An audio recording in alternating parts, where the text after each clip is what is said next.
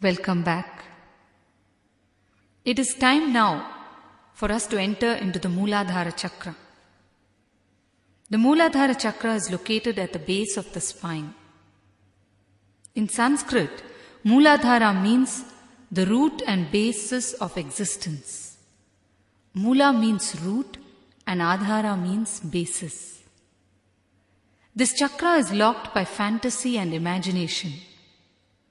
It can be made to flower by dropping the fantasies and welcoming reality.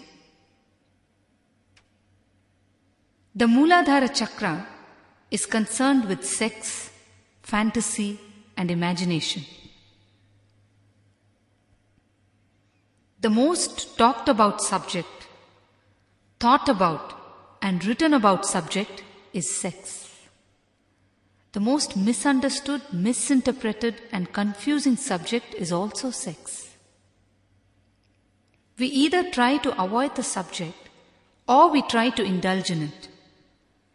Sex is deeply buried in our unconscious minds.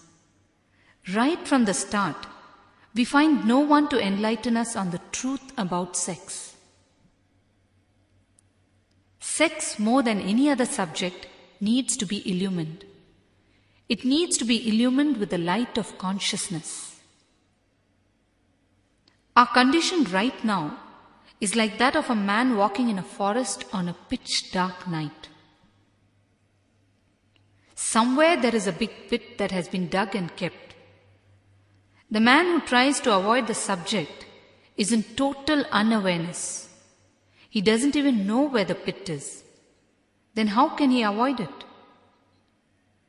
The man who indulges in the subject is aware of the pit, but can't see any other way than to jump straight into it. Can either of these be the solution? What to do? One should know where the pit lies and then take the right steps to move around it. The topic of sex is always swept under the carpet. It is a taboo topic. Parents do not come out and discuss it with children. First of all, the parents themselves don't know the underlying facts of the subject. On any subject, you need to ask an authority, else you will miss the right understanding.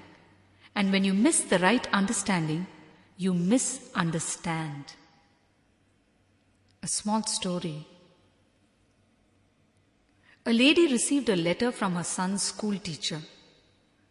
The teacher had written that the boy was unable to see the board clearly and therefore he made mistakes while writing. The lady promptly took her son to the eye doctor. The doctor examined the boy and then wrote out the prescription. It read, haircut. We laugh at this, but I tell you, this is what we all go through most of the time. If you go to the right person in the first go, you will get the solution. Else, you will go around in circles following useless patterns advocated by so-called authorities and you will waste your life. Still worse, you will be advocating these patterns to future generations also. This is how the convention sets in. When you allow convention to set in, it becomes a Herculean task to break free from it, because convention becomes the truth over the years. When the master appears, his first job becomes to undo all that has been done to you. Only then can he start penetrating you. Only then he can start showing you what you really are. It is a tough job for him because you have advanced so much in your own track. You have advanced so much that you wonder how you could be on the wrong track. Now let us come to what is sex. Sex is a tremendous creative energy. It is a meditative energy. The whole world has arisen out of sex energy. Our ancient enlightened masters, the rishis, they have given us great clarity on this subject. Do you know that Vatsyayan, the man who wrote the Kama Sutra, the book on the science of sex, was a sannyasi. He was a celibate. In fact, he delivered the Kama Sutra to his own mother.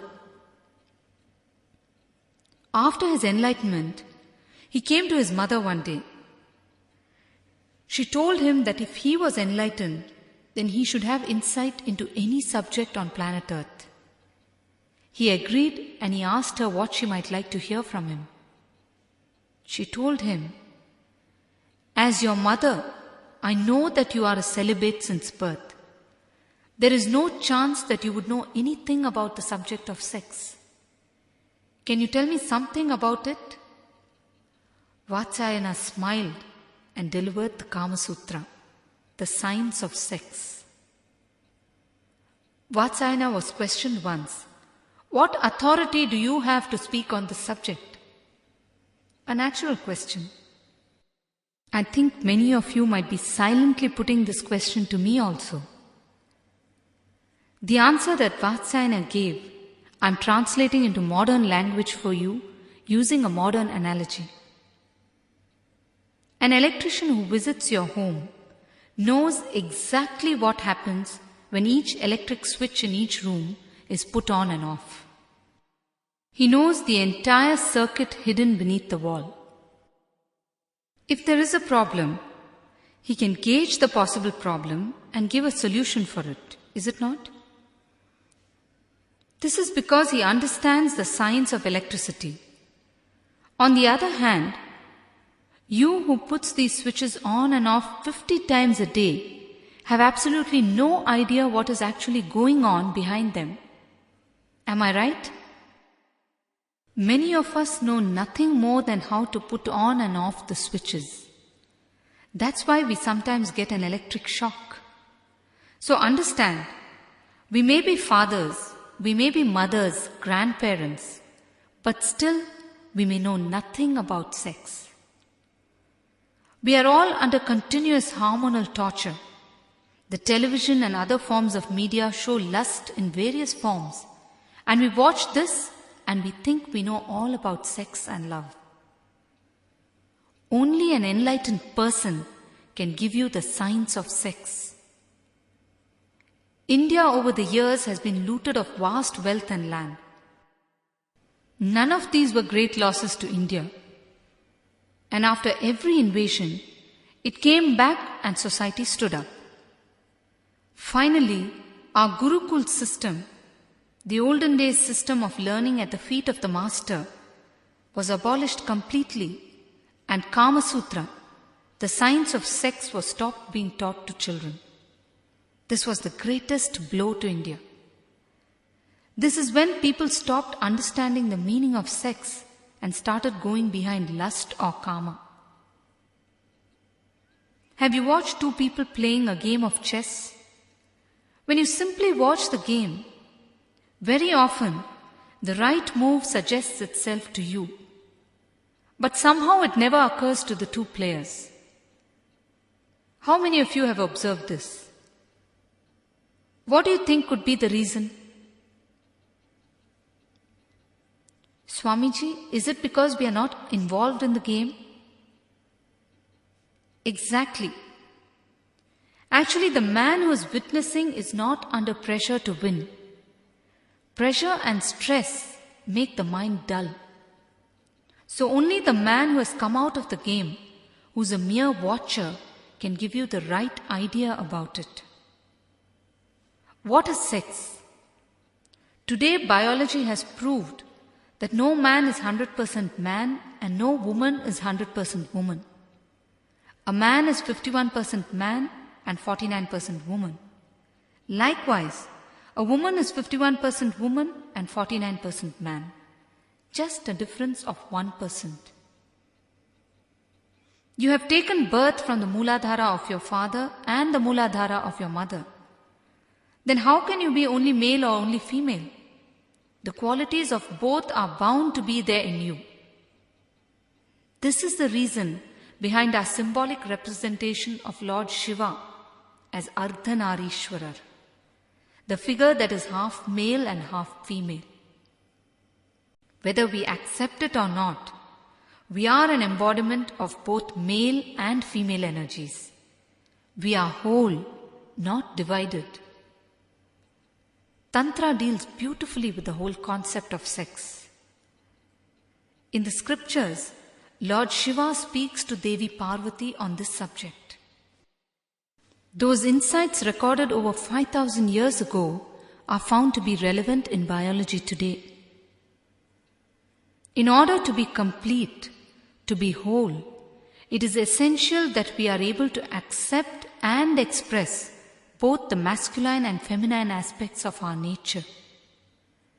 But does it really happen? Are we allowed to express?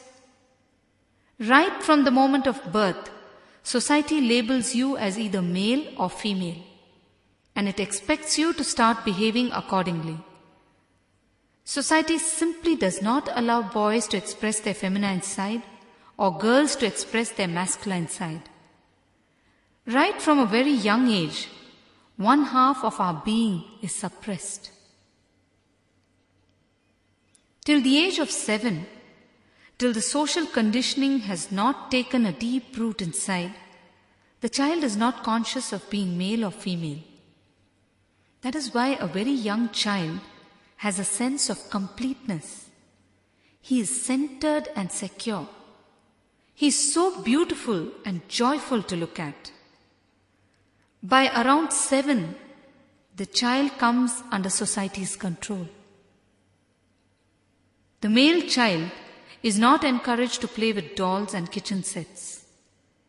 The female child is looked upon disapprovingly when she wants to play with cars and rockets.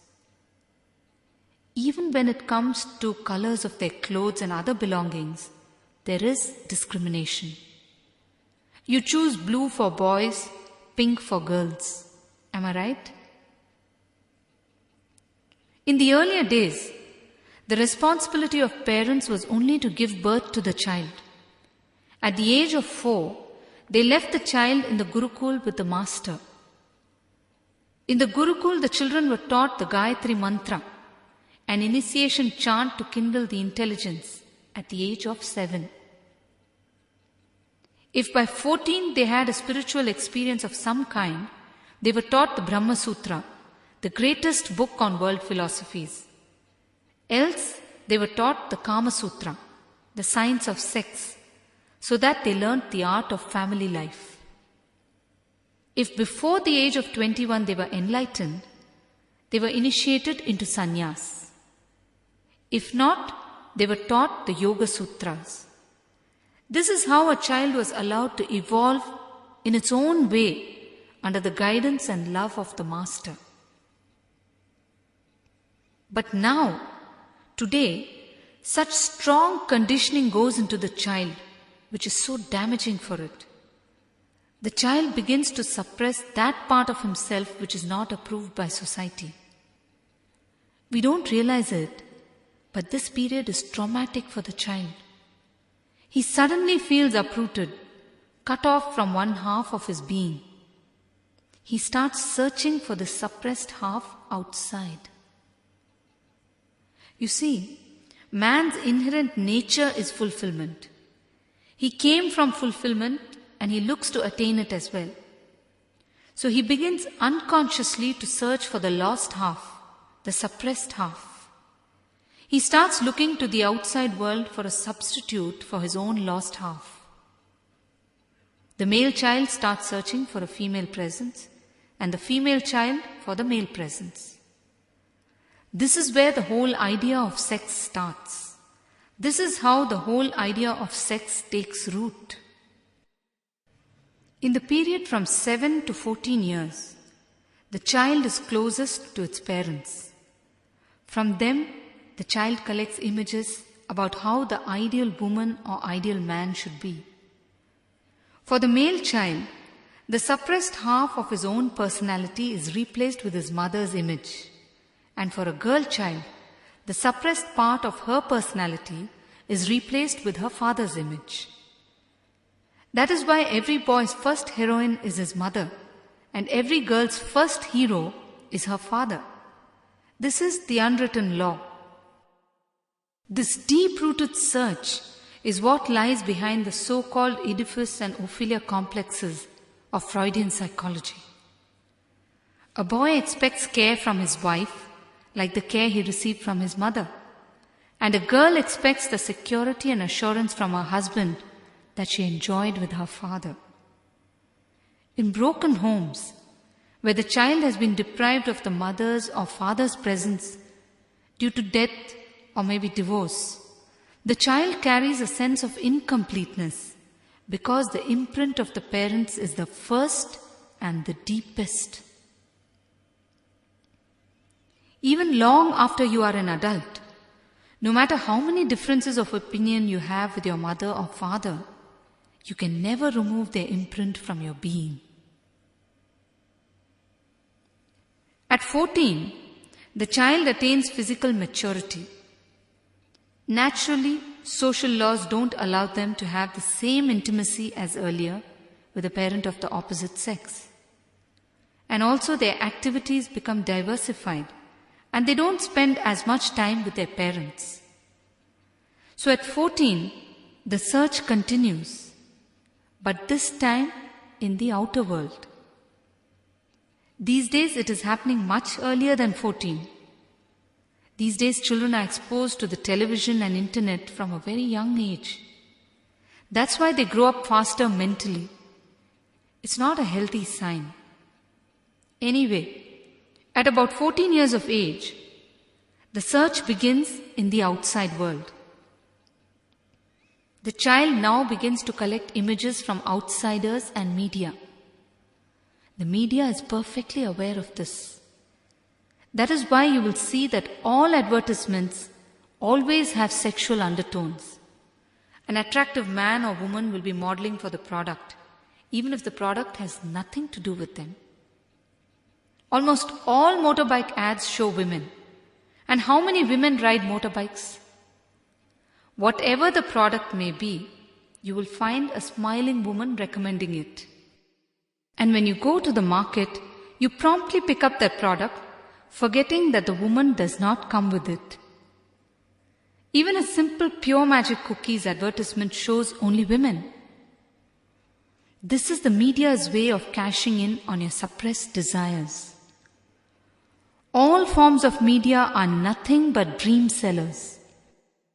We collect all these dreams and we keep running through them in our minds, hoping to quench our thirst. Is it possible? Can your thirst for water be quenched by consuming salt? No. If you do this, your thirst will only increase. If you are alert and aware, advertisement hoardings can never fool you. Of course, by seeing them, you can always be aware of the latest things in the market, no doubt, but they will not deceive you. You will not be vulnerable to them. You'll be able to see them objectively and leave it at that. You will not feel an instant and unconscious pull towards them. It is only when you allow your reactive mind to be your deciding authority, you are in trouble. You need to dissolve the reactive mind and function with your intelligence so that you are with awareness all the time. Of course, meditation will help a lot in achieving this. And you see, while on one side the media feeds your imagination, on the other, society tries to suppress you. The more society tries to suppress your imagination and desires, the more they grow. Because society aims at suppressing the symptoms without getting down to the root cause. When you just cut off the branches of a tree and leave its roots as they are, what happens? The tree grows in a more flourishing manner. Anyhow, during these years, we collect ideas from all sorts of media and build up an image of the perfect woman or man. From each person, we collect the best nose, the best eyes, the best personality, and create our own ideal person.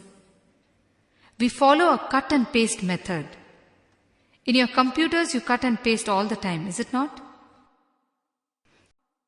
This stage lasts for around 7 years till we are 20 or 21. By then, the identification with media wears off, but the ideas are deeply rooted in our minds. Then a fresh search begins to find that ideal person in our real life. This is the search with the idea of how our would-be should be. This is where the expectations start. For the next 7 years, this search continues. Person after person we try out and we get disappointed. A few intelligent people figure out after a while that dreams cannot become reality. Only because dreams cannot become a reality, they are called dreams. But most of the people keep searching. A small story. A 90-year-old man used to sit every day at the beach from morning to evening, watching the people at the beach. Another man who noticed this went up to him and asked him, "What do you actually do sitting here every day?" The old man replied, "I'm searching for a woman to be my wife." The man was simply shocked at his reply and asked him, "Why did you not search in your youth?" The old man replied, "I have been searching since I was 30 years old." The man was astonished and he asked him, "What sort of a woman are you looking for?" He replied, "I'm searching for a perfect woman." "And you haven't found one?" the man asked. "I found one woman who matched what I had in mind, but it didn't work out well with her," replied the old man. The man asked why. The old man replied, "She was also searching for the perfect man."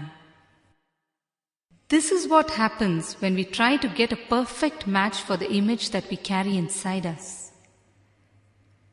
But after a long search, we suddenly find a person who seems to match our mental image from a distance.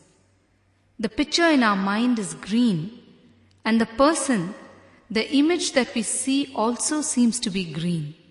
And then all is green. A match seems to be found. What happens at this point is what is called falling in love. This is the science behind falling in love. Note that it is always falling in love, never raising in love. It is nothing more than the mischief of the hormones masquerading as love. Because what actually happens is, because of our own strong needs and expectations, we see things as we want to see them. We project our mental image upon the other. So anyway, the world becomes filled with greenery and music. Life becomes poetry. At last our search is over. This is the stage at which we begin to write poetry, make paintings of each other and what not. As long as this distance is maintained, things go on smoothly. We continue to project our imagination upon each other. But slowly, the person comes closer, and then we feel that what we saw as green is not so green, but only a pale green. But it is all right. You move on. After a while, you come still closer and feel that it is not even pale green, but actually a sort of yellow. But at this stage, we don't want to accept that our imagination has turned out to be a lie. So we start making excuses for the situation. We say to ourselves, this is life, everything can't be perfect, and so on. It requires tremendous courage, tremendous intelligence to live with reality. So we use these excuses instead as a buffer system to shield ourselves from reality. Finally, when we get close enough, we find that it is not even yellow, it is just white. What is inside us is green and what is outside is white. Fantasy and reality are totally different. A small story. A man fell down from the third floor of the building onto the road. A passerby ran up to him and asked, "The falling must have hurt you." The man replied, "No, the falling did not hurt me. Only the sudden stopping hurt me." As long as we float and flirt in love, as long as we keep our distances and time short, we are fine. We are in a fantasy world. We are not at the functional level. It is only when the floating stops and the real relationship starts, when the distances reduce and time increases, the whole problem starts. The more fantasies you collect, the more is your falling time before you hit the ground, and so more the damage. The lesser fantasies you collect, the lesser the number of things to compare with, and lesser the trouble. If you don't have any fantasy or imagination, you will immediately meet your soulmate. If you don't have fantasies, anyone you marry will become your soulmate. We need to understand that no living person can live up to the image we carry in our minds, simply because the image is not built from reality. The image is a cut and paste from various quarters of our dream world. No image can be matched with reality, because at the end of the day, it is only an image, a fantasy. It is all right if you collect your images from real life characters, from the people you see around you. But what do? You collect from media. Media itself is suffering from lust. How then can it provide any sort of guidance or relief to you? That is why all the so-called love most often ends in pain. We end up feeling cheated, exploited by the other. Our basic instinct is to blame the other for what has happened. But is it the other's fault? No. The blame always rests with you, because you expected something and you tried to force your imagination upon the other. Who then is responsible for the failure? You see, there are some cases where one person starts behaving in an eccentric or irrational way. Those are exceptional cases where you have to decide if you want to continue to live together with such behavior or not. You cannot apply what I am saying to that. Exceptions are always there. But what I am saying is what is actually happening in reality in many houses, where both the persons are normal and yet there is unrest. But we never try to look into it. We never like to deal with the truth. We always like to sweep things under a beautiful carpet and walk on the carpet cheating ourselves. When you have a raw wound, isn't it most logical to treat it immediately and get relief from it? What will happen if instead you covered it with a gold shield and a silk cloth and believed that you did not have the wound at all? It would be mere foolishness. So understand what I am trying to say. Drop your imagination and start living with reality. A small story. A man gave his friend a puppy as a wedding gift. 3 months later, he met him on the street. "Hey, how is married life?" he asked him. "Oh, just a few changes over time, that's all," replied the friend. "What changes?" he asked him. "In the beginning, your puppy used to bark at me and my wife used to bring me the newspaper. Now, my wife barks at me and your puppy brings me the newspaper," the man replied. "Once the honeymoon is over, what happens? No wonder it is called the honeymoon and not honey sun. The happiness takes only a fortnight to wane. I tell you, even if you marry a supermodel, her beauty will fade in just 15 days in your eyes, because you are already fantasizing about something else. And you keep on fantasizing because you are actually looking for fulfillment within yourself. But not knowing this, you are searching outside for it through various illusions. One lady was advising her daughter on the subject of marriage. Listen, dear, when you love someone, it should be for life. Only then it is real love. The daughter was listening to what she was saying. The lady continued, take my words of advice. I know what I am talking about, my dear. After all, I have been married thrice. The problem is, everyone is ready to give advice, but there is no one to take it. Everyone is ready to lecture on love, imagination, fantasy, and whatnot. But when it comes to their own life, what happens to everything? It simply remains yet another fantasy, yet another imagination, that's all. Anyhow, at least at this point, if we accept reality, there is no problem. But do we keep quiet? No. We take out our brush and paints and try to paint the white back into green. We try to change the other person to suit our mental image. This is the most damaging thing in any relationship. We try to sculpt each other in the way we have imagined them to be. We try to possess the other and convert them into matter. We degrade energy into matter. Here starts the problem, the unending war of life.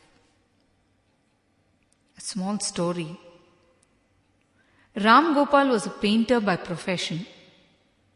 He was telling his friend, you know, one day one girl walked in with a chip that was a kind of blue and black color and wanted me to paint a model house with the same color. I thought I would give up my profession in trying to match it. Nothing seemed to satisfy her. The friend asked, did you finally match it? Gopal said, I was lucky. She got a call on her mobile phone and I quickly painted the chip while she was talking. All through the day, in every home, just listen carefully to the husband and wife talking to each other, and you can hear the chiseling going on. I think that for marriages, we can gift a chisel and hammer instead of the sacred thread or wedding ring. One man and his friend were having a cup of tea together one evening. The man told his friend, I am planning to divorce my wife. She has not spoken one word to me in the past 6 months. The friend said, think carefully before taking any such decision. You won't get another wife like that. In life, we are constantly trying to match the images inside us with reality outside. We will never find a perfect match. We need to drop these images inside us and we will find endless possibilities. If you are unmarried, drop your fantasies so that you can choose your life partner and not a dream partner.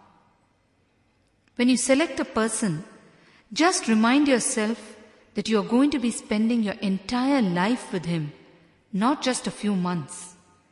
Don't think of it as just a fling. It is a lifelong matter. As of now, any black jeans or blue t-shirt will fall within your fantasy world and you will be attracted to it. But understand that the black or blue will fade away in just 6 months' time. If you are already married, drop your fantasies. Only then can you start a real relationship with anybody. If you enter itself with a chisel and hammer, a real relationship cannot happen. You see, what happens in chiseling is, you start chiseling and when you think that you've finished chiseling, your imagination has changed. It has become something different and so you have to do more chiseling to match the slightly changed imagination. This becomes a never-ending cycle. A relationship can never happen as long as you have fantasies. Even if you stay for 24 hours in a house, You don't look into the other's eyes because you live with fantasy and not reality. You don't actually live with the real person.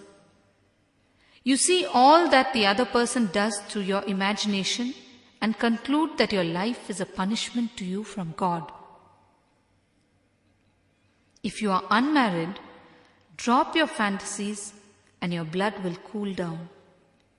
You will not be under hormonal torture. If you are a widower, drop your imagination and you will not suffer the pain of loneliness. Try your best not to allow children to watch the duets on television.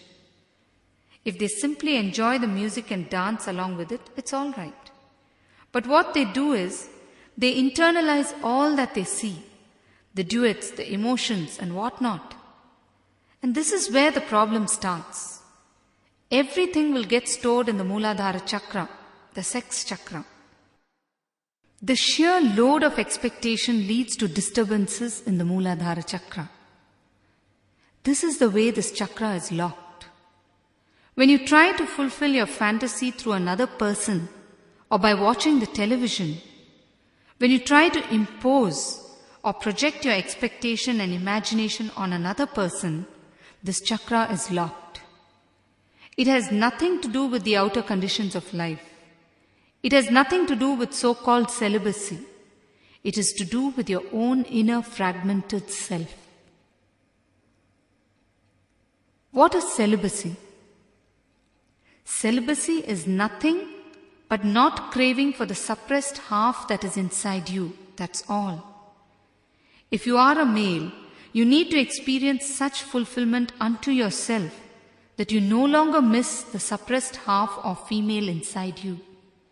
And if you are female, you are so enough unto yourself that you don't need to look outside to experience this fulfillment. Once you have achieved this state, you can live with or without the female in the outside world. If this is not achieved, even if you get married, you will continue to be under the torture of your hormones. Your hormonal torture is nothing but a yearning for the fulfillment that you are actually supposed to get from within, not without. When you achieve this fulfillment, whether you are married or not, there will be a peace in your mind. It is then that you can be a celibate even in married life. This is true celibacy. Instead of this, people go out of their way to become celibates and become more suppressed and neurotic. Do you all follow what I am trying to say? Anyone wants to clarify anything? Swamiji, we don't even realize that we are carrying an image inside. Yes, because we have never looked in. We go everywhere but inwards. Do you know, up to 80% of our energy is locked in this chakra. This chakra doesn't even need to be energized. It simply needs to be opened and activated, and the flood of energy flowing from it can transform your whole life. If you look deeply inside yourself, you will understand that you are suffering because you always feel there is some mismatch between what you see and what you want to see. This what you want to see is the image that you are carrying inside. At least from now on, try to watch with awareness the play of your mind in whatever you see. Try to catch the scenes as they are before your mind steps in and passes judgment on them. You will then see how subtly and seamlessly your mind plays in whatever you see, causing you to believe that there is something always wrong with what you see.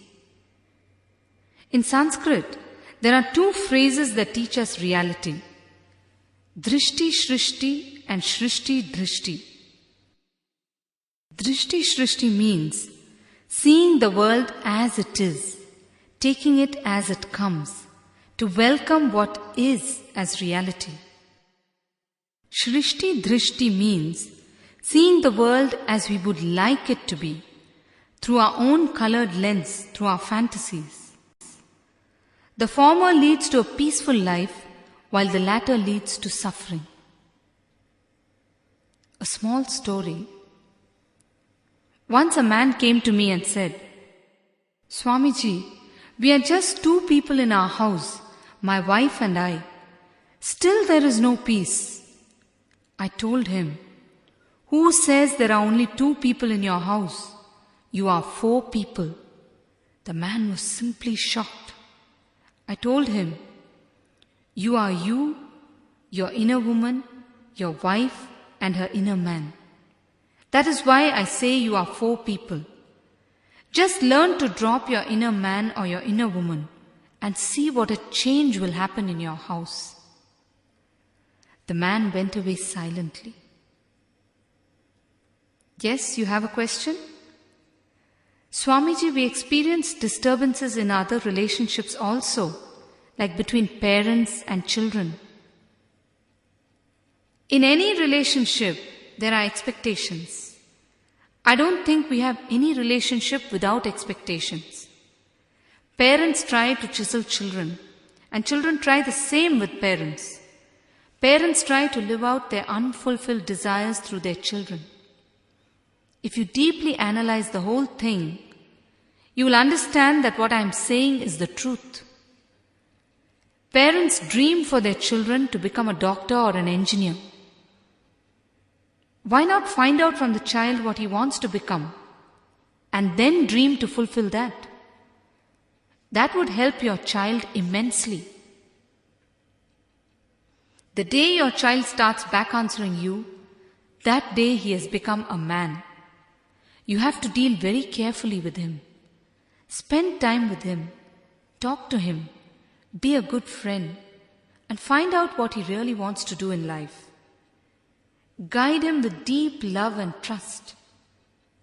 Then make his ambition your reality and help him in achieving it. So many children come to me and say, "My father wants me to become a doctor," or "My father wants me to become a lawyer." Of course, if the child is unable to decide for himself and he asks you to tell him what to do, you can tell him what he could do based on your observation of his talents and what his capacity is. You can always suggest, but don't stuff anything down his throat.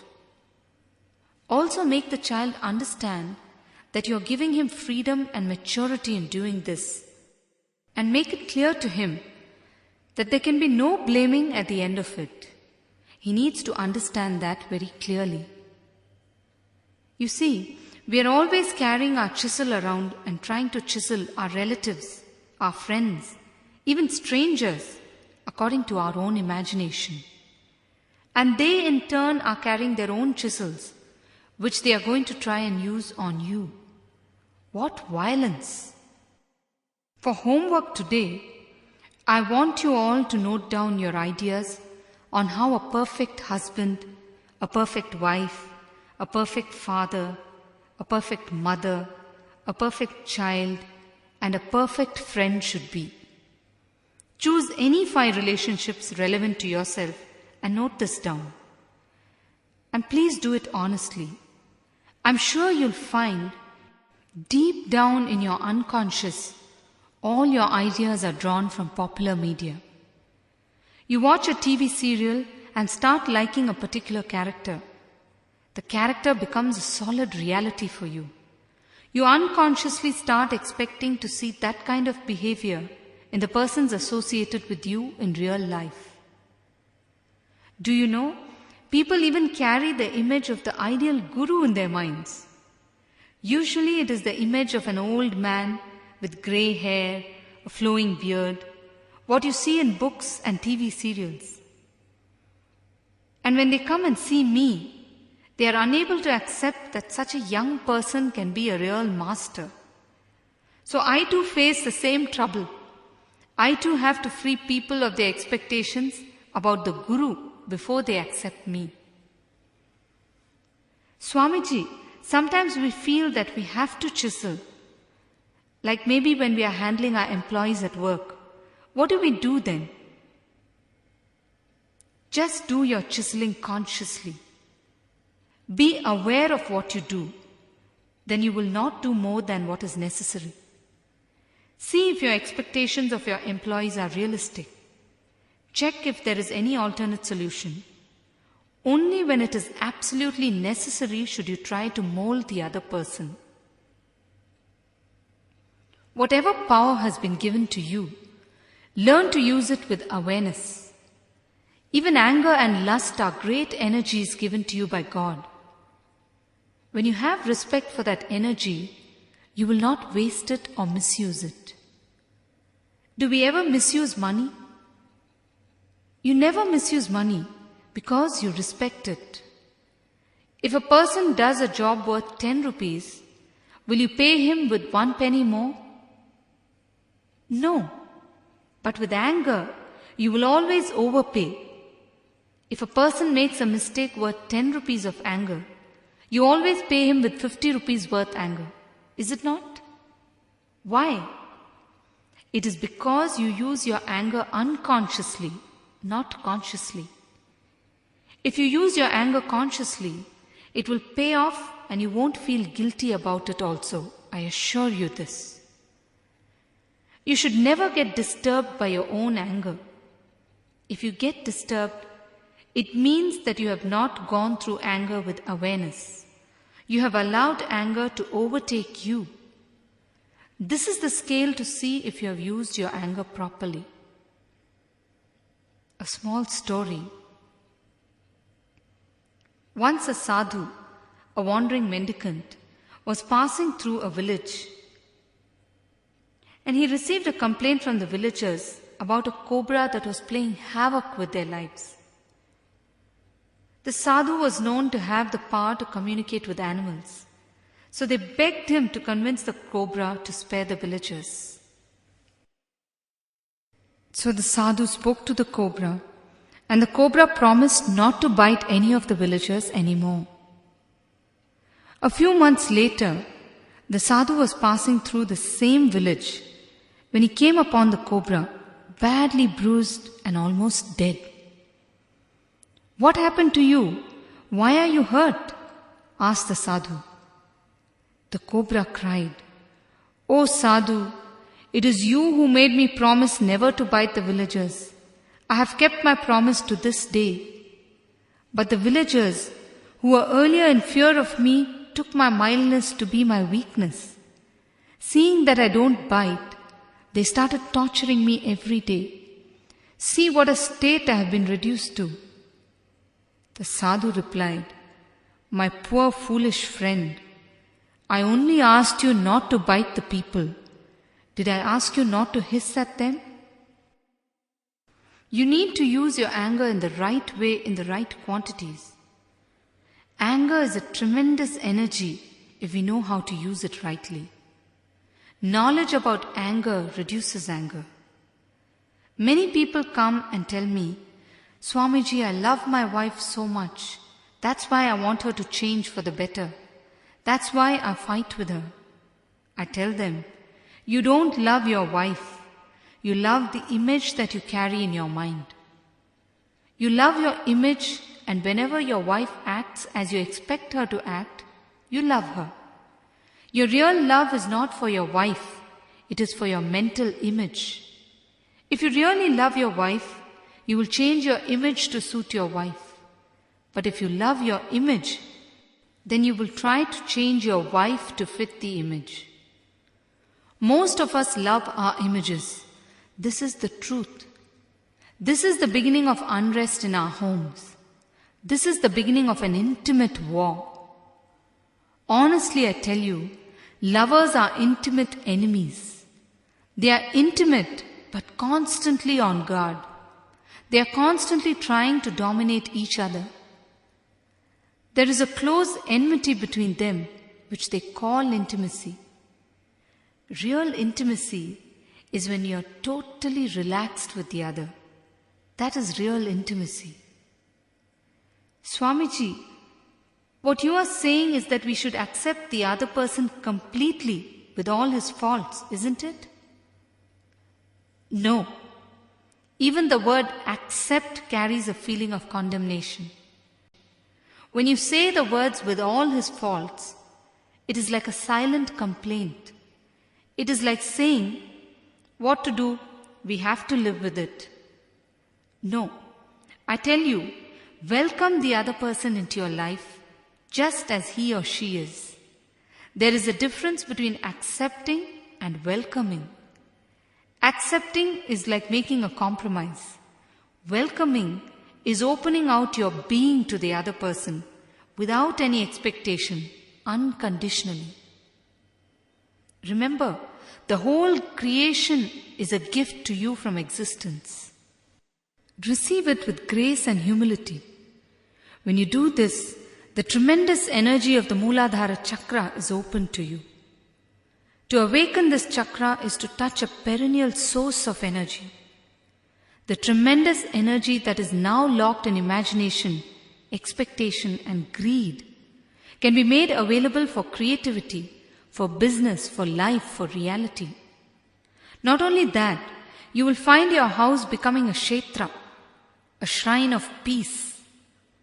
Our houses are meant to be dharma kshetras, abodes of righteousness, but they have become kurukshetras, abodes of war. Am I right? And why have they become abodes of war? Because we are chiseling human beings. If we chisel idols or wood, we can make beautiful forms and furniture. But if we chisel human beings, only trauma will follow.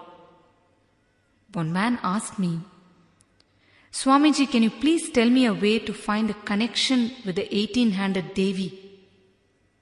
I told him, first you try to find a connection with your 2-handed wife, and then we will see how to establish a connection with the 18-handed Devi.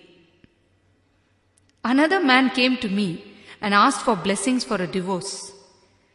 I told him that I will give blessings only for marriage, but not for divorce.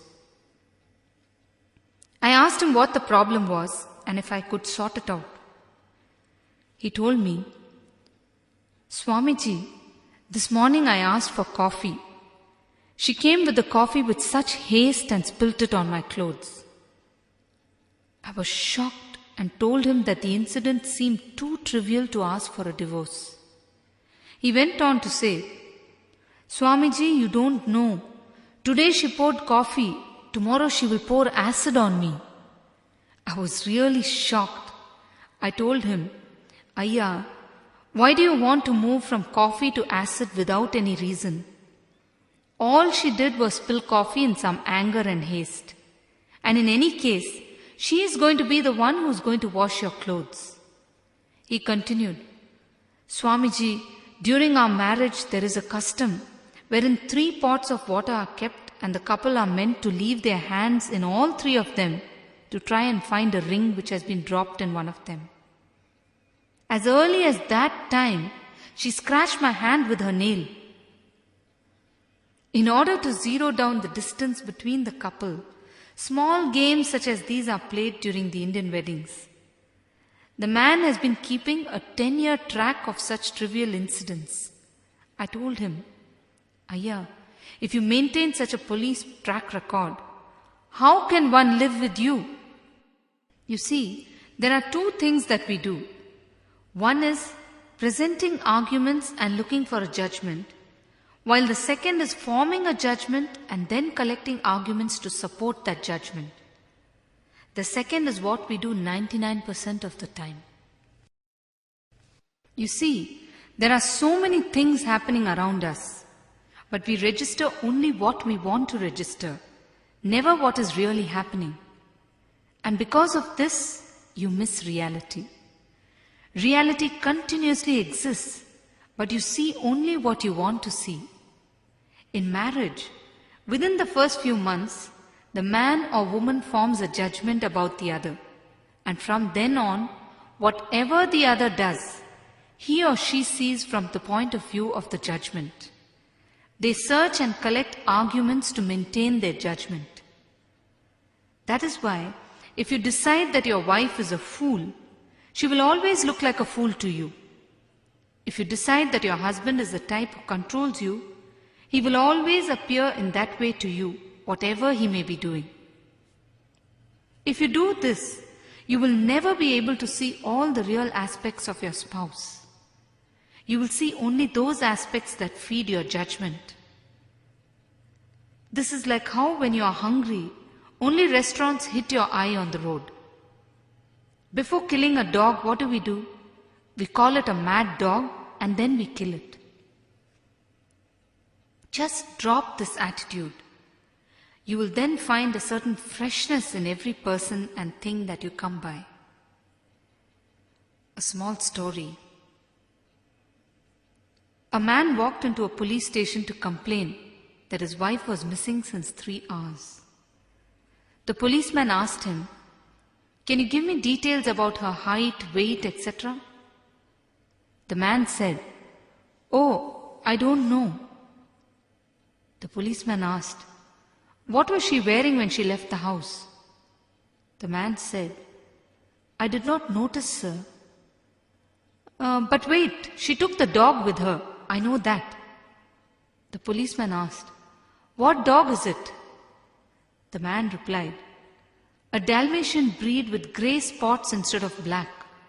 He weighs 50 pounds and has a pure white tail with no spots on them.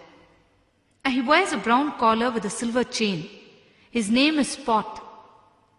The policeman said, "That's enough. We will find them." A husband and wife live with each other with a certain freshness for probably a few months after marriage. In those few months, they collect judgments about the other. After that, they don't relate with each other at all. They don't actually see the other person itself. They relate with the judgments. The husband relates with the judgments that he has collected about his wife, and the wife relates with the judgments that she has collected about her husband. The actual husband and the actual wife are different. They become 4 people in one house again. Just do an honest check.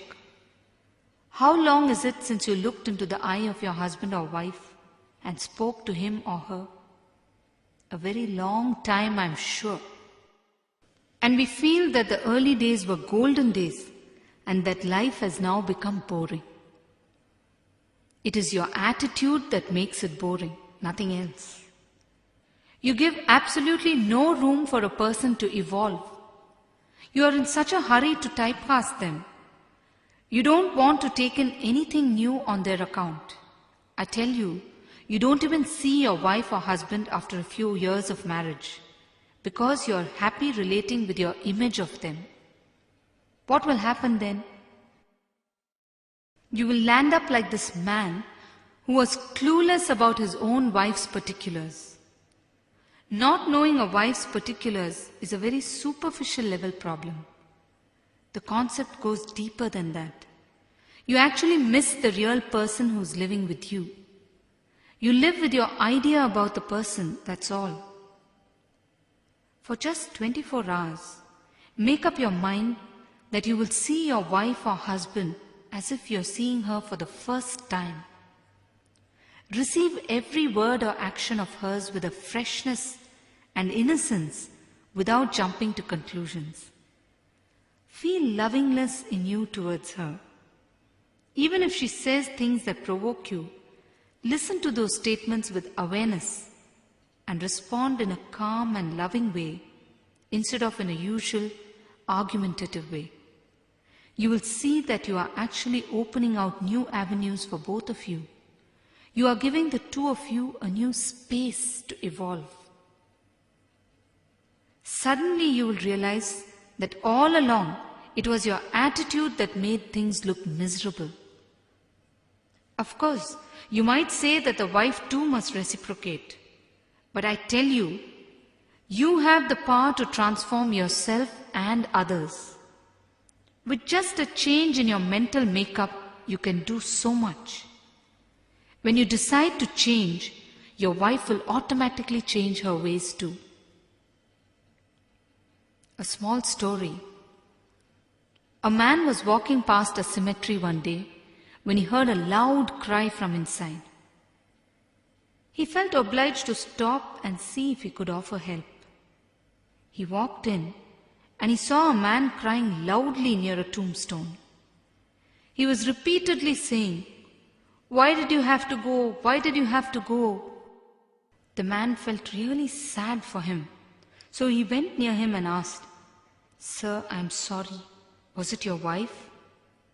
The man replied, "No, it is her first husband." Relationships turn out to be a trauma because of a sheer mismatch between one's imagination and reality. Still worse, people move from one relationship to another thinking that the next one is going to match their imagination. They go with it for some time and find out that there is something lacking there also, and then move on to the next. It never occurs to them that the lacking is actually because of their own imagination and that there is nothing wrong with the other person. They are so settled in their imaginative world that reality seems like imagination to them. I tell you, this is the starting point for trouble for us. The day we start living in the present, that day we will start experiencing joy. That day we will discover that we were under such heavy doses of imagination all along. Today it is becoming increasingly difficult for youngsters to tolerate one another, and marriages are breaking up so easily. It is such a pity to see these things happening. An awakening is needed now. Only a deep understanding can bring about this awakening. We are all ready to point our fingers at another when it comes to relationships. We forget that two hands are needed to clap and make a noise. When you work on yourself, you can make things better for yourself and for others. Don't worry about the other person also needing to change. If you read all the love stories written till now, nowhere have the man and woman stayed with each other on a full-time basis, at a functional level in reality. In a story about eternal lovers, written by Tagore, the hero and heroine decide to live as eternal lovers on the two sides of the river Ganga. Once a week they come by boat, meet each other and get back. If they do this, obviously they will be at peace during the time they meet. Every time they meet, there will be freshness in the air because they know that they will be together only for a few hours. The moment becomes precious. All eternal lovers, be they Romeo and Juliet, Laila Majnu, Ambikapati and Amravati, they never really lived together. If they live together, their eternal love will have to be retold. The problem is, life doesn't have background music. When you watch the love stories on television, they all come with background music, and so you can easily enter into a fantasy world.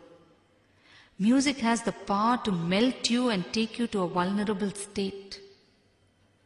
All the scenes that you see, especially the love scenes, they come with background music.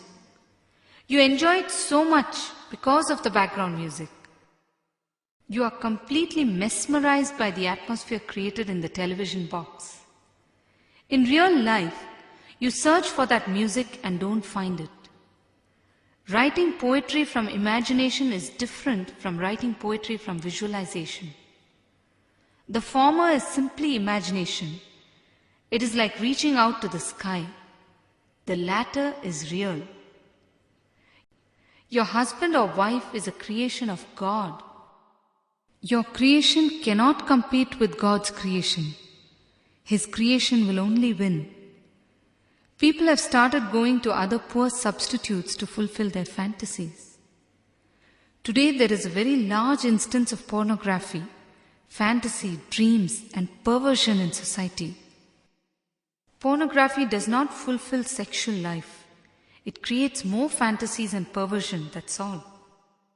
But there is such a compulsion for fantasizing. Understand one thing. Unless you are weak and unintelligent, nothing becomes a compulsion. When you become intelligent, you can drop anything. Yes, you have a question? Swamiji, You ask us to be as we are. But how can we live in society just as we are? I think we have to change according to the family, the society. See, everybody faces this problem on a practical level. You say, Swamiji, I have to act according to the other. I ask you, why not also make sure that others act according to you? It is true that in society we have to be dependent on each other. There is no other way. But be very clear of your limits. Be independently dependent. Be very clear which is your space and which is the other's. Try your best to enrich your own life without disturbing one another. Of course, I can't give you a foolproof solution. If I could give you a chant that would solve all the problems between husband and wife, I would be the most popular man in the world. Swamiji, can't the other person's Mooladhara chakra be opened so that he drops his expectations? How will you do that? You can only make sure that your own expectations are dropped, so that from 4 people sharing one house, you at least come down to 3. How to change the other person? These days, marriage counselors suggest even hypnotism. I think it is a gross interference in the other person's freedom. It is completely wrong. The other day, I read about a case where a woman wanted to bring down her husband's anger levels. You may have read the Chicago University is now performing some research where they implant electrodes in a person's brain and completely control anger. When they asked for volunteers to participate in this research, it seems hundreds of women forcibly brought their husbands. After the experiment, 72 women, and mind you, this is a fact, 72 women came back and told the university, please remove these electrodes. I want my old husband back. I want my old angry husband back. They say life has lost its taste. Unless we fight, there is no interaction, and he pays me no attention at all. Everybody needs attention. Behavioral psychologists say that a normal man can survive without food up to 90 days, but without attention from others, only for 14 days. He will start going insane.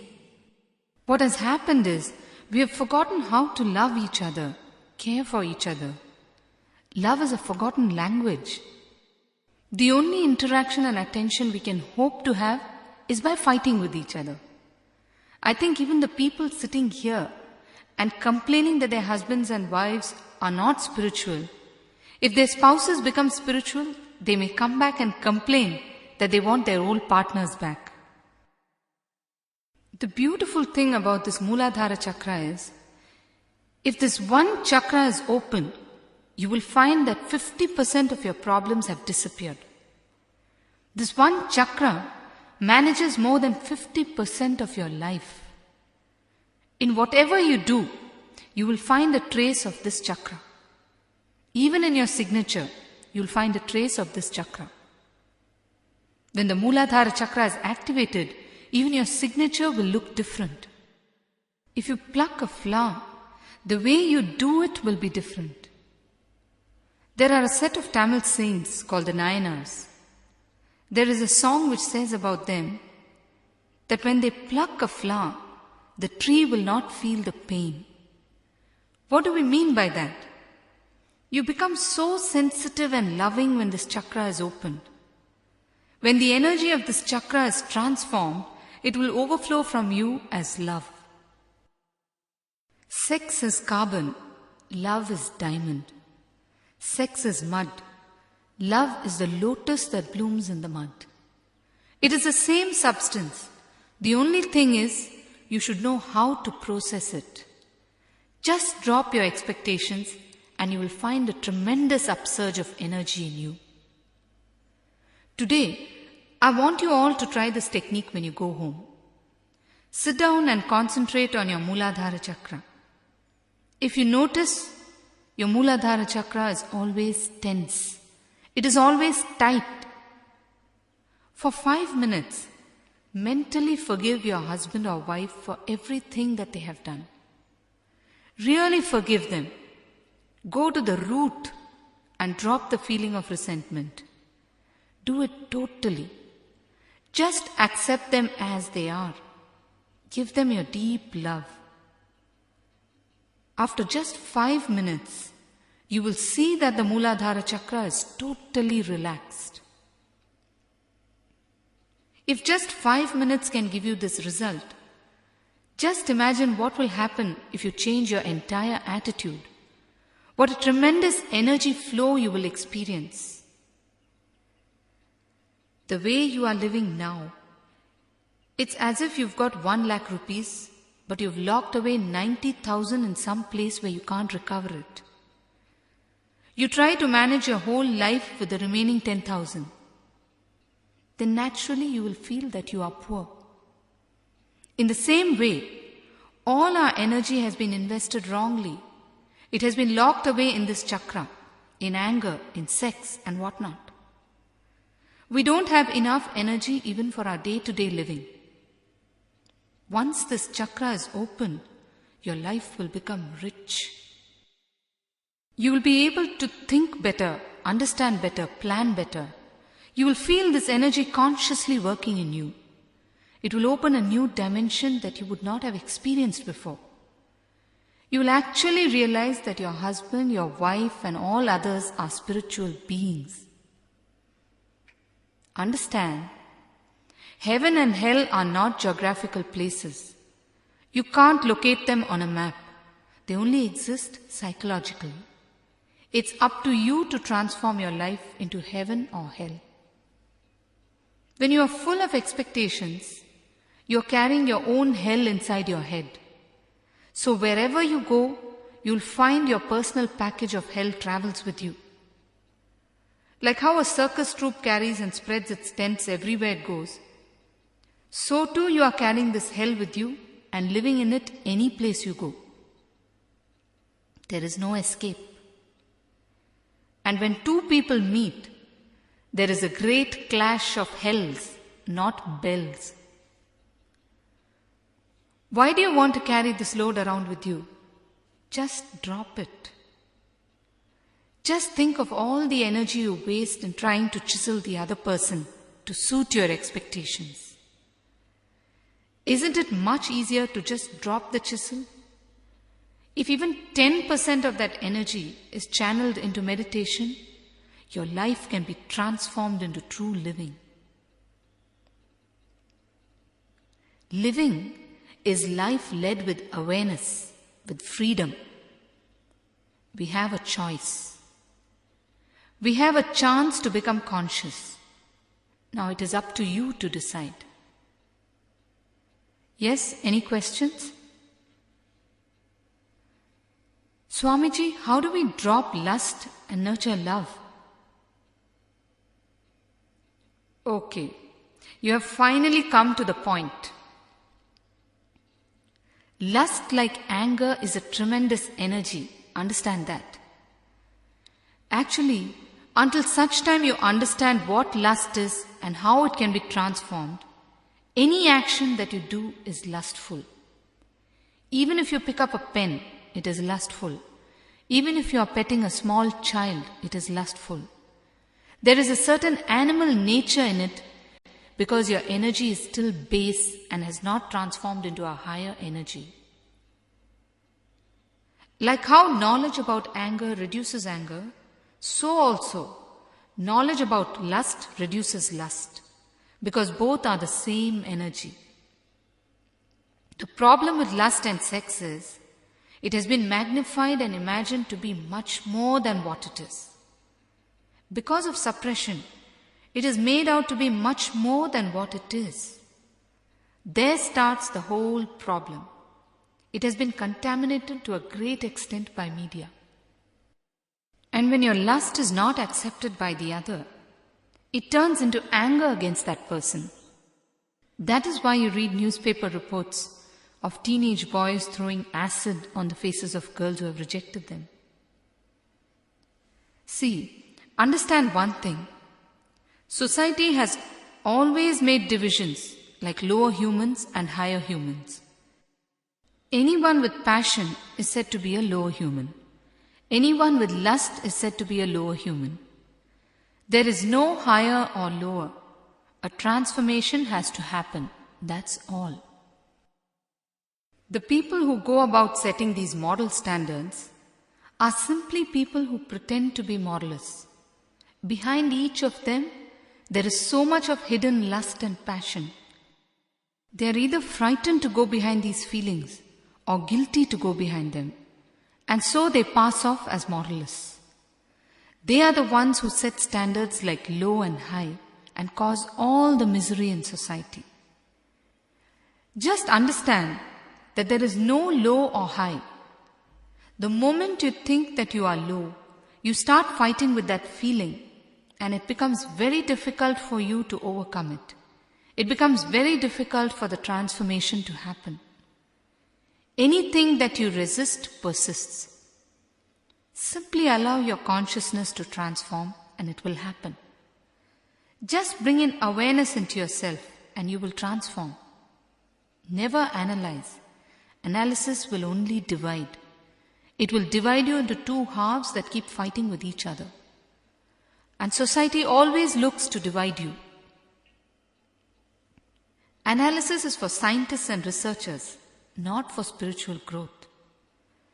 You are so used to analysis and dissection that you cannot drop it in any context.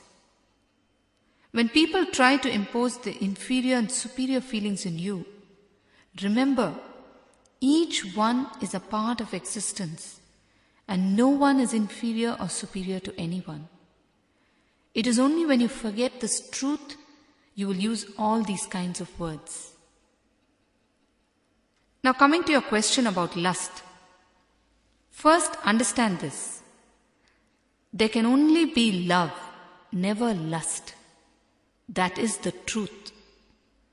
Lust is the result of deep ignorance. The process of changing lust to love is an alchemy process. Alchemy is the process of changing any base metal to a higher metal. You know that. Similarly, changing our base emotion, that is lust, to the highest emotion we are capable of, that is love, is an alchemy process.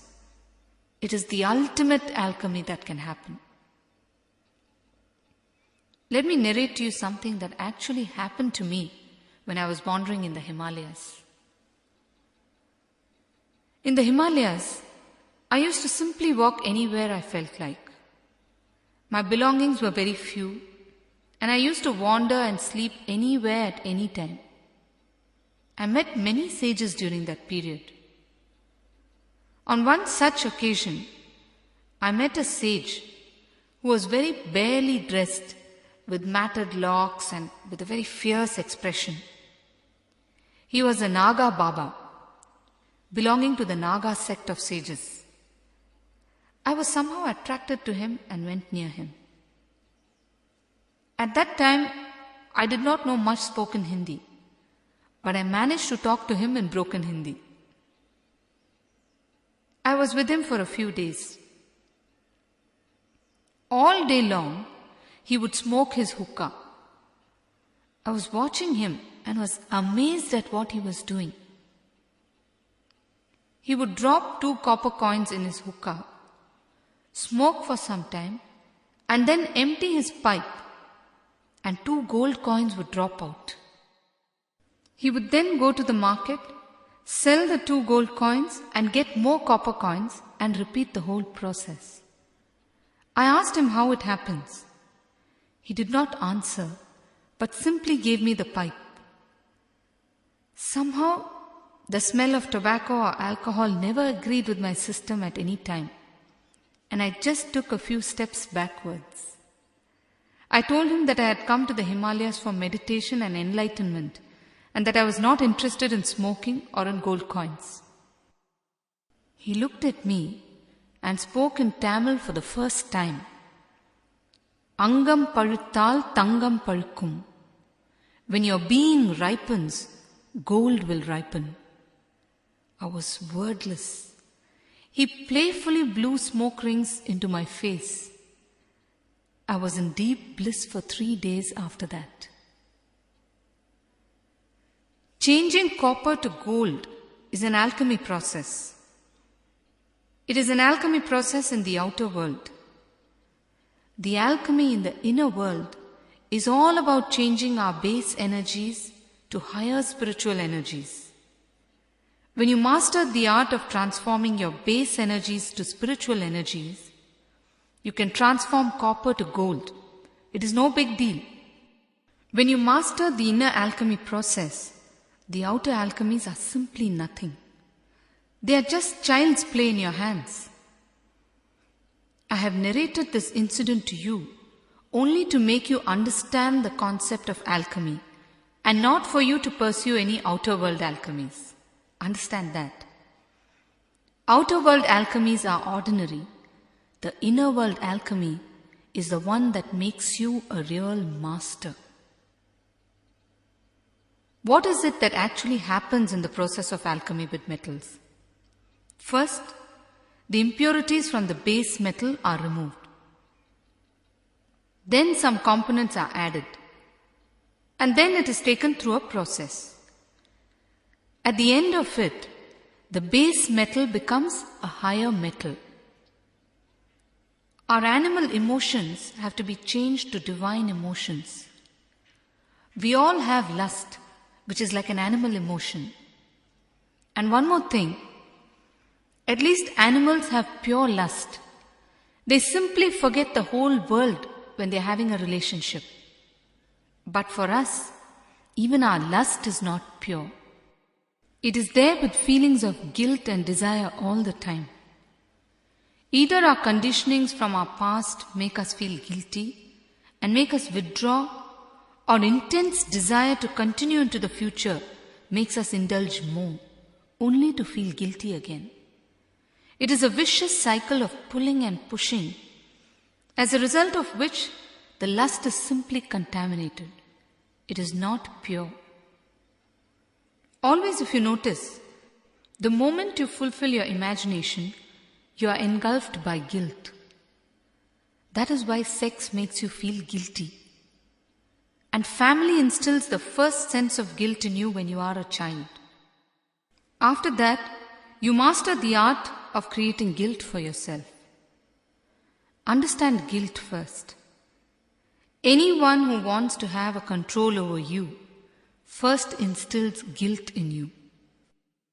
They make you feel inferior in some fashion. Then automatically you follow what they are saying. Man knows to control only through guilt. I tell you, rules are all right for children. It is good to start with rules, but it is important that you grow and be led by your own intelligence. When you integrate your personality, guilt cannot be instilled in you.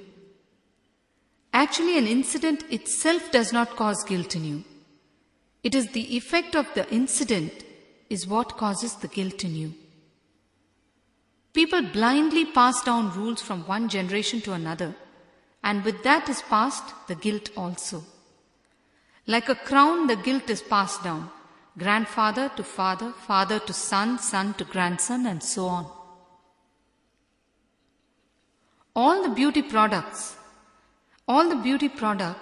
tell you repeatedly that you are not good enough. You start feeling guilty of your own inadequate body.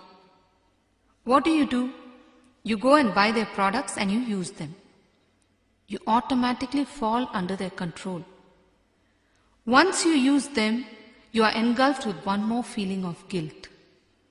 Did I go into all this trouble for this after all? The moment you achieve something, the first feeling that engulfs you is guilt. Your fantasy and imagination keeps you immersed in an unproductive cycle of life. You create a solid cerebral layer with all the imagination collected. You may have seen it all in television, internet, books, and so on. You live mentally in this layer all the time. Even when you are in a relationship, you are relating with this layer.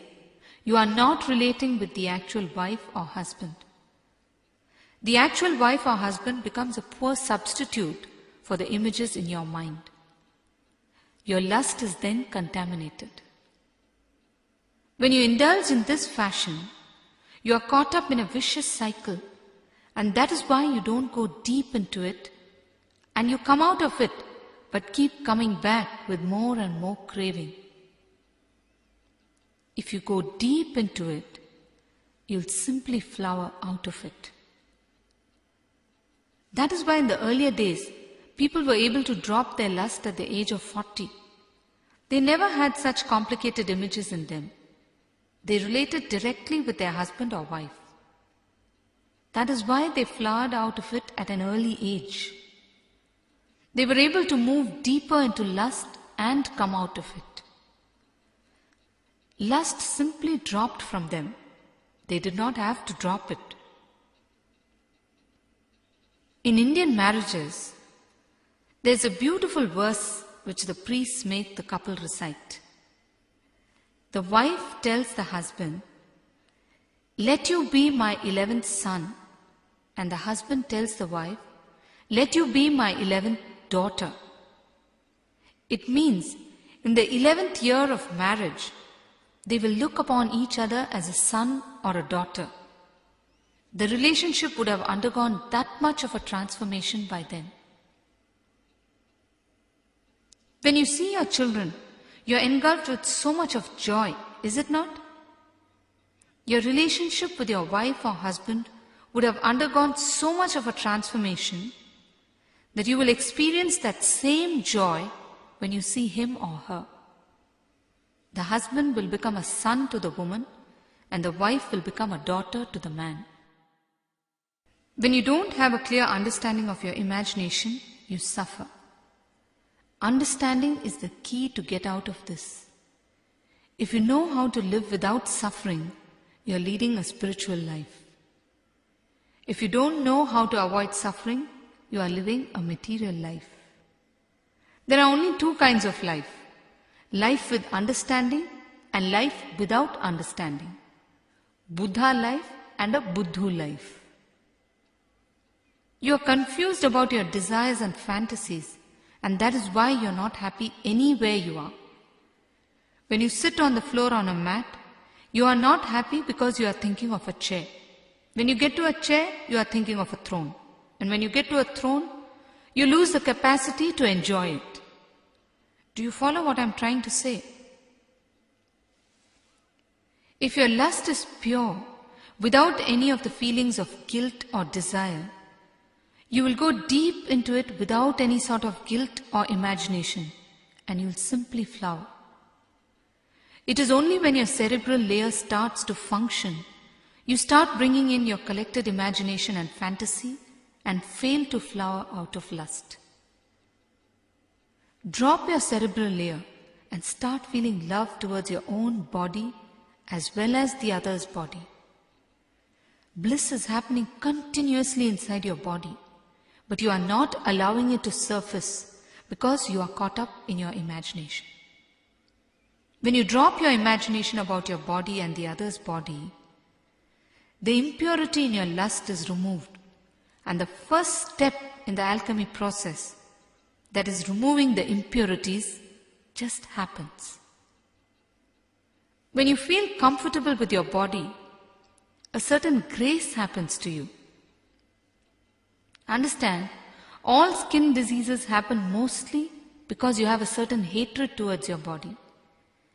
They happen because you have a low self-esteem and disrespect for your own body. You don't understand this, and instead you go about finding a cure for the skin diseases.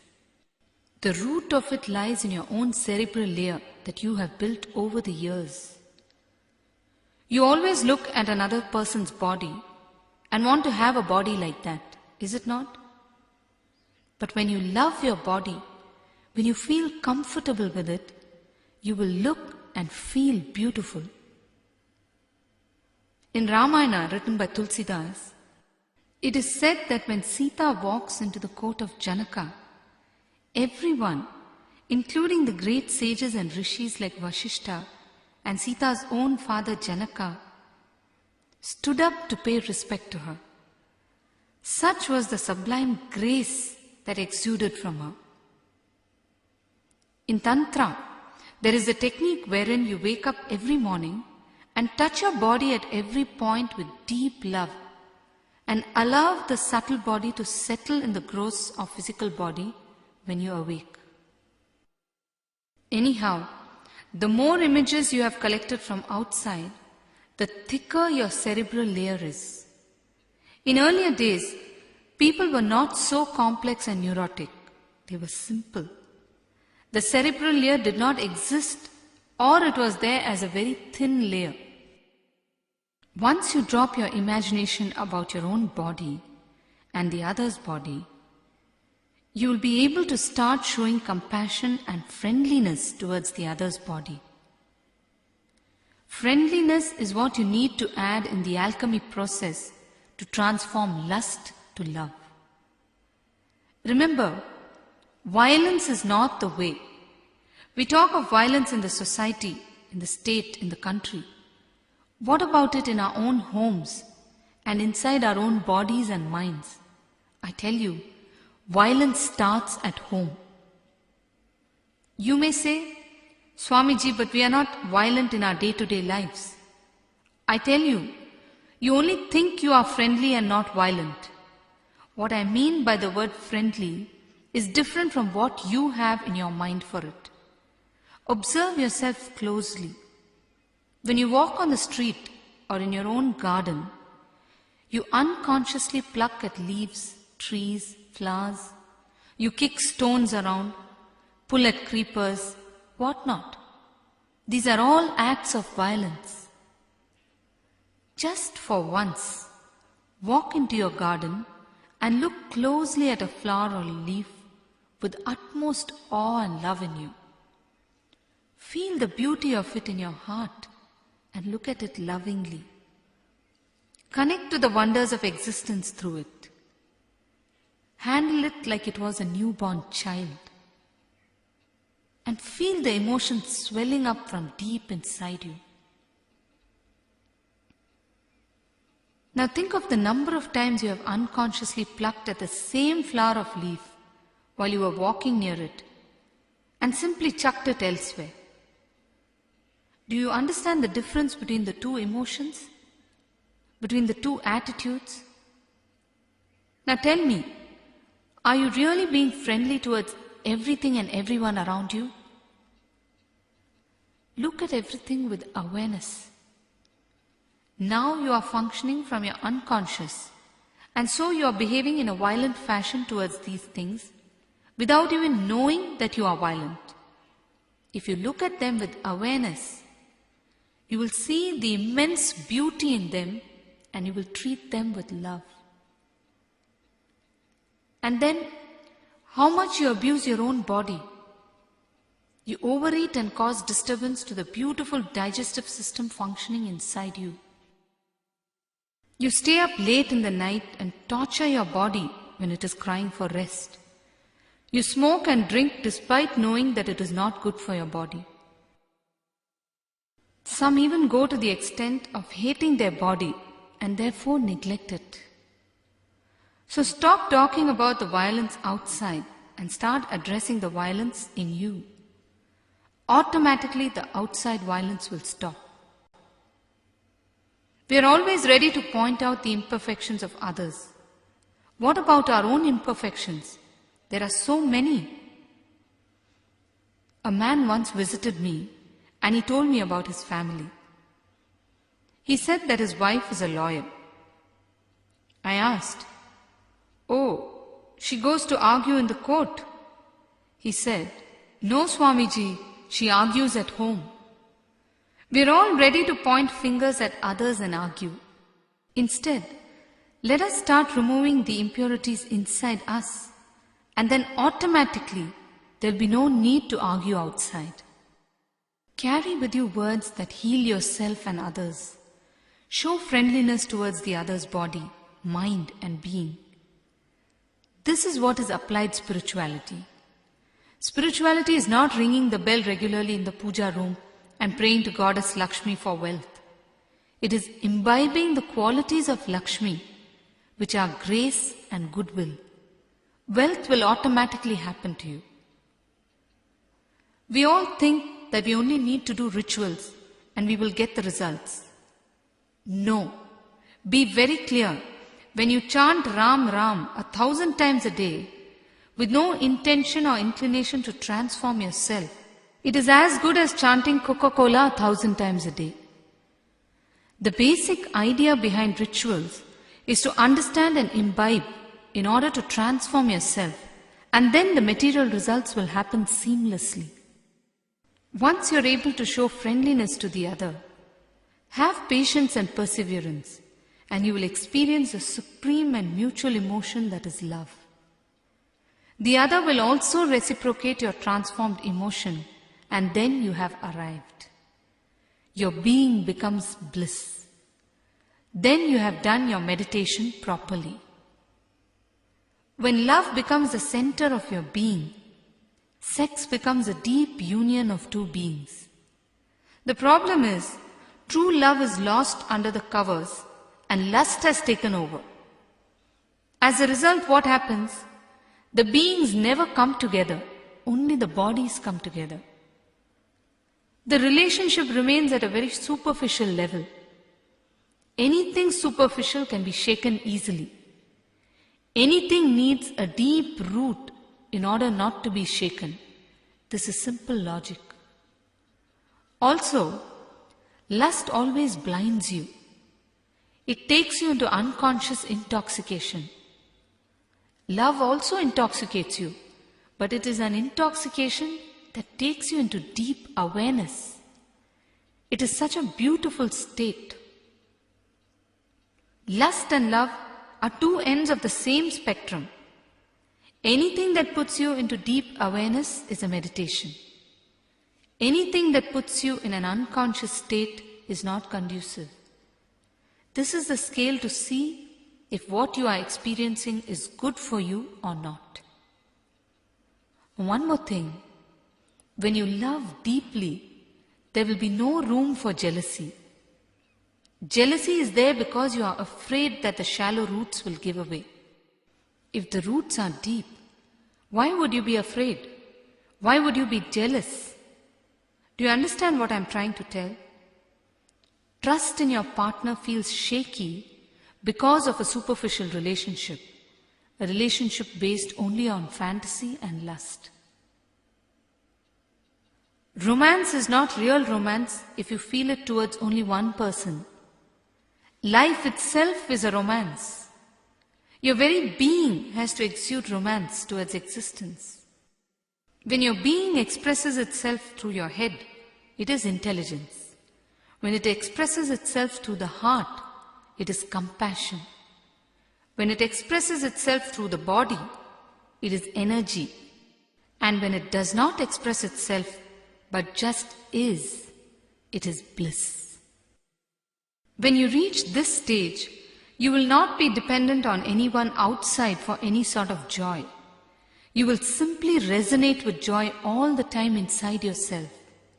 Of course, you will be able to multiply it by sharing it with others outside. When you feel deeply connected to a person, there will be no need for physical proximity to that person. You will feel happy and satisfied with just the feeling of connection with him or her. You will feel complete unto yourself and not look to anything outside for fulfillment. This connection will not suffer separation or anything else.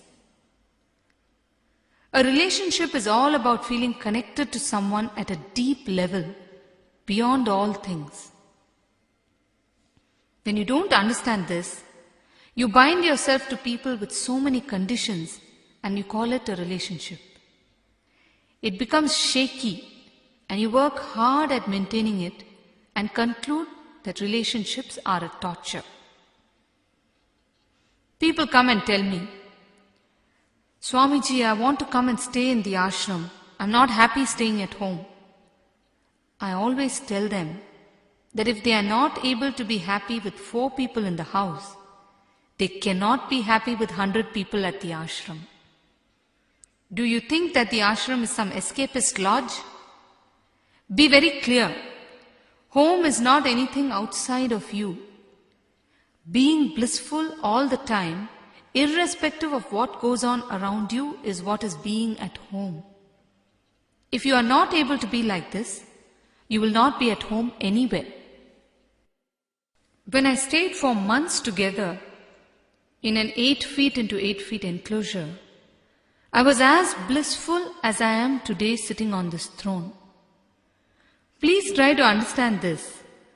The capacity lies in understanding that your happiness has nothing to do with the outer world objects. A dog is biting a bone and starts bleeding from the mouth. It thinks that the blood is coming from the bone and bites further into it and licks the blood. What will happen to the dog? Only pain will happen. This is what you are also doing. You think that the pleasure or pain is to do with things outside of yourself, and you indulge further and further in it and become miserable. Do you follow what I am saying? Yes, what is your question? Swamiji, how can we protect our children from developing these kind of problems? To be frank with you, you cannot fully control it. You cannot control all of the child's interactions with society. But there are some things that you can practice at home. As I said earlier, don't suppress the child's other half. Let it freely express and experience itself in different ways. Don't teach the child to be gender conscious. Just allow the child to be his or her natural self. Let them explore themselves.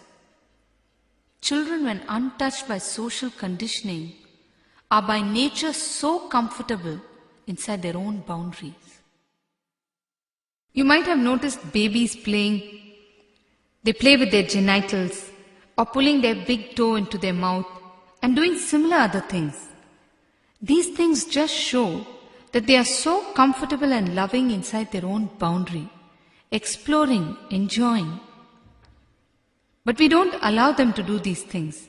We immediately stop them when they do these things. We tell them that it is wrong.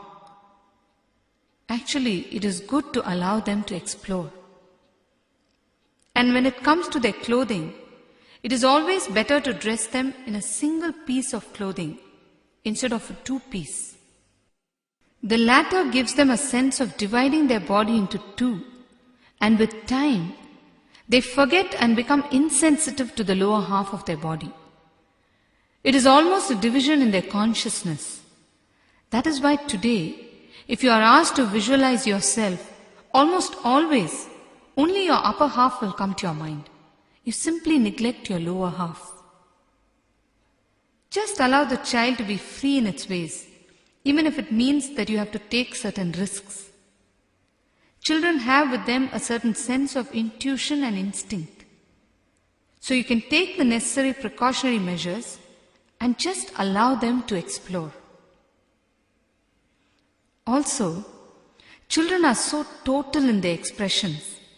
They don't suppress them. They don't know to bring in their mind and exhibit superficial or hypocritical behavior like us. We have all mastered the art of hypocrisy by allowing our mind to exercise restraint. We never express totally. We never express totally, isn't it?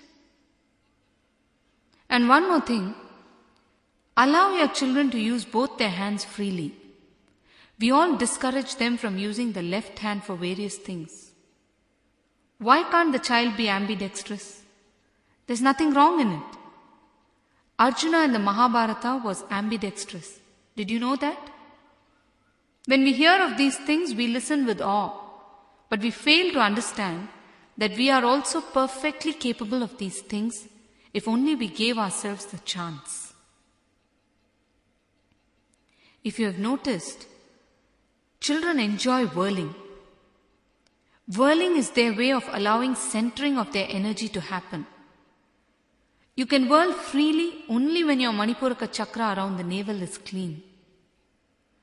Children are so innocent and worry-free. That's why they are able to whirl effortlessly. But do we allow them to whirl? When we see them whirl, our head starts whirling, and so we stop them. We tell them, sit in one place, it's not good for health, and whatnot. I tell you, just allow them to whirl. Place a blanket beneath them so that even if they fall, they don't get hurt. And one more thing, never instill fear in your child. Let him be free. Let him climb and fall a few times. If you constantly discourage the child, it can lead to various phobias, like height phobia, darkness phobia. And this can later turn into a fear of climbing in life, of taking unknown new decisions. Just follow these simple things. That will do. Swamiji, you were talking about how there is no such thing as a perfect partner. Then what is the purpose of matching horoscopes before marriage? Now, if I start talking on this subject, I will have to pull down the whole structure of astrology. Not astrology itself, but the way we follow it today is foolish and nonsensical. Understand, it is your life. You are living it. You should know the pros and cons. But you don't know anything about your life, and you are going and asking others. Where is your intelligence? To surrender your life to a stranger, to let him make your life's decisions, it just shows that you no longer even know how to run your own life. Be very clear. You have to take responsibility for your own life. When people come to me with questions about their future, I tell them, don't approach me to predict about your future. Approach me if you want my help to design a good future for yourself. All these predictions are only for the weak-minded. Be very clear on that. Ancient astrology was a pure science. There was truth in it. Let me tell you how astrology evolved. In the past, when a child was sent to the master to study, to the Gurukul, astrology was used to diagnose what kind of personality, what kind of attitudes and natural aptitudes he possessed. Accordingly, he would be trained. Like this, earlier the caste distinctions were not based on birth. They were based on aptitude, on a person's natural abilities. When a boy was admitted into the Gurukul, the master would see what his natural tendencies were. If he had Brahmin tendencies, where intelligence was the prime factor, he would be initiated into Veda Vidya, studying of the Vedic scriptures. If his personality was that of a Kshatriya, where bravery and strength were the most dominant, he would be trained in martial arts. If he showed Vaishya tendencies, wherein he exhibited many skills, he would be taught business.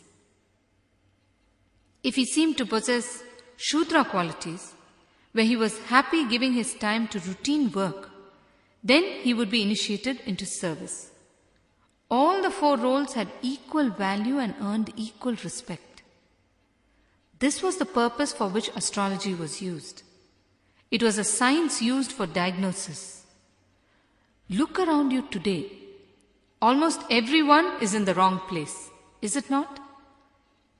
A doctor by nature has become an engineer, and an engineer has become a serviceman, and what not.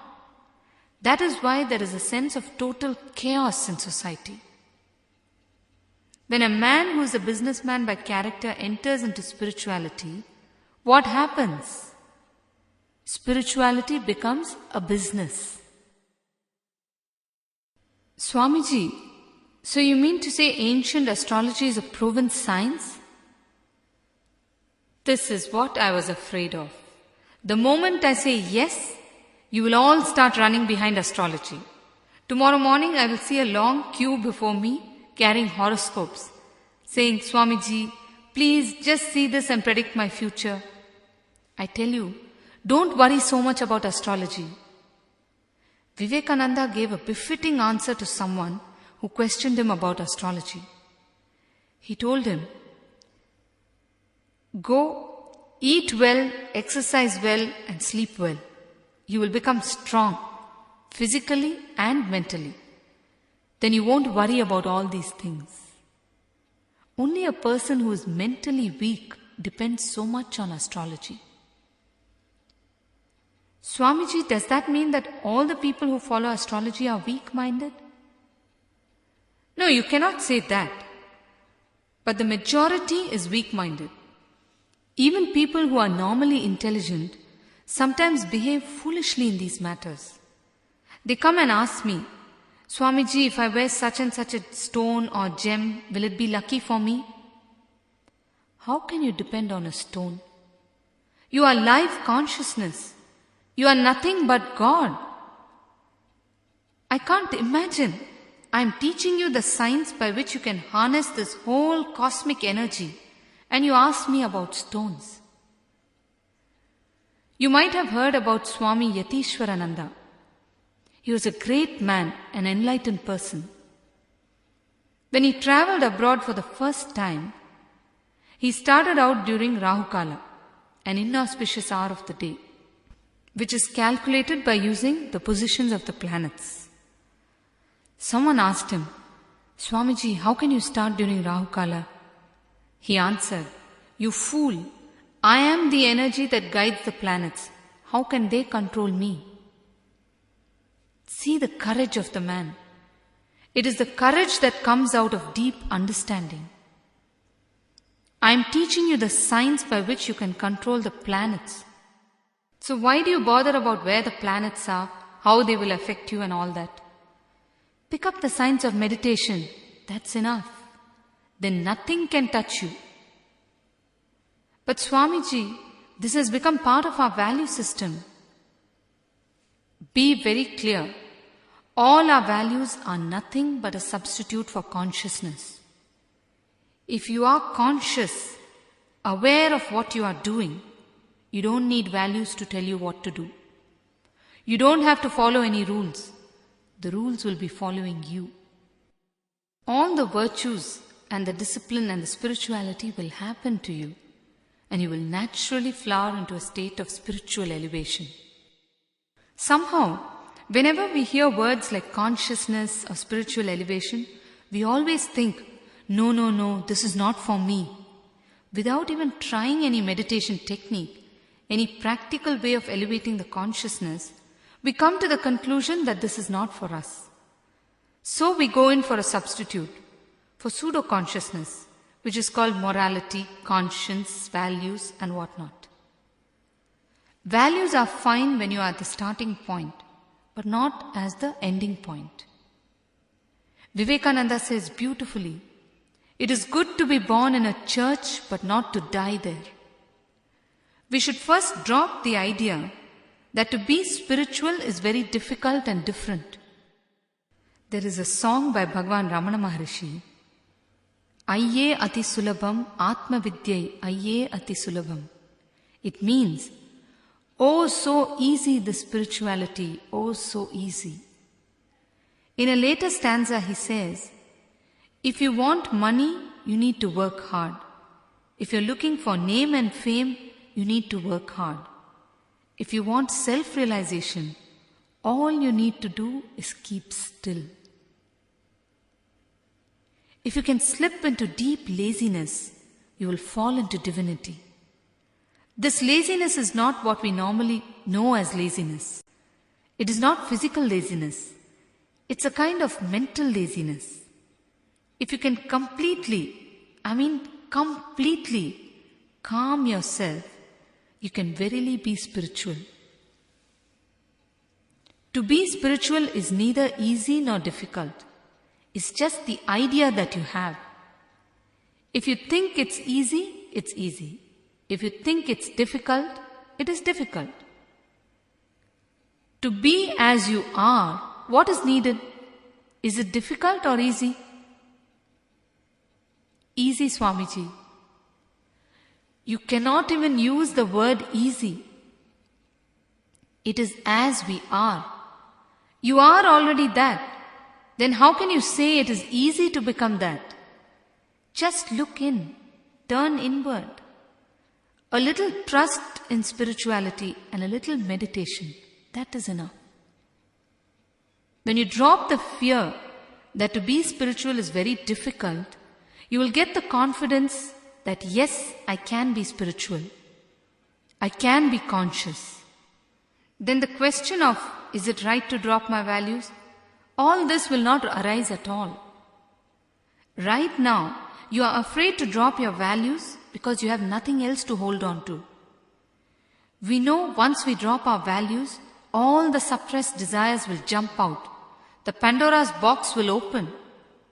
And we know if the Pandora's box opens, there will be only chaos. So we are afraid of our subconscious. The fear of the subconscious is what prompts this question. If you continuously practice meditation, your subconscious will be cleared. Then you will see, if you open the Pandora's box, there's nothing in there to jump out. You will see your face reflected in it. You will see a clear mirror. Do you follow what I'm saying? All right. It is time now for us to enter into the meditation for the Mooladhara Chakra. This meditation is called the Dukkhaharana meditation, and it will act upon the Mooladhara Chakra and awaken the energy in it. I will be guiding you through the meditation. Please listen to the instructions carefully.